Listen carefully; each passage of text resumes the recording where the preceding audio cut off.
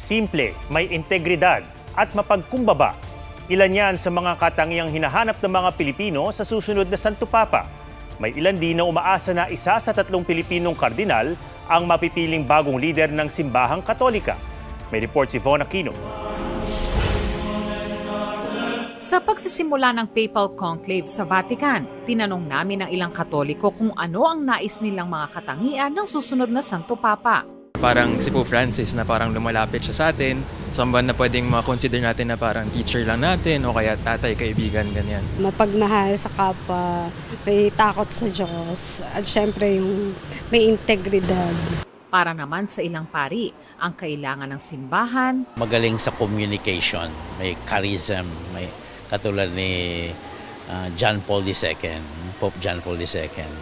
At theologian, magaling na theologian, katulad ni Pope Benedict.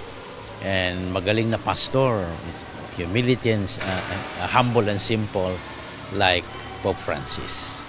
Ang hinahanap natin ay ang pinili ng Diyos na maging pastol, mabuting pastol, upang akayin tayo sa buhay na walang hanggan.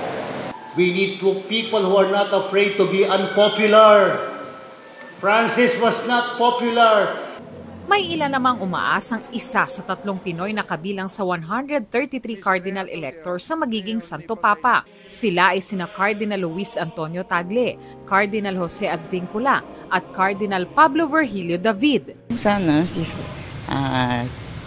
Cardinal Tagle, di ba? Matulungin siya lahat. Gusto ko rin, pero let the Holy Spirit will decide. Para sa simbahang Katolika, ang Papal Conclave hindi ordinaryong eleksyon. Walang campaign speeches, walang campaign promises, walang ayuda. The conclave is a sacred process of choosing the Pope. And the Pope is the representative of Jesus Christ. Kasama nila ang Espiritu Santo para magabayan sila sa kanilang tungkulin. Hiling ng simbahan sa mga Katoliko ipagdasal ang mga kardinal na makapili ng bagong Santo Papa na naaayon sa kalooban ng Diyos. Von Aquino nagbabalita para sa GMA Integrated News. Huwag magpahuli sa mga balitang dapat niyong malaman. Mag-subscribe na sa GMA Integrated News sa YouTube.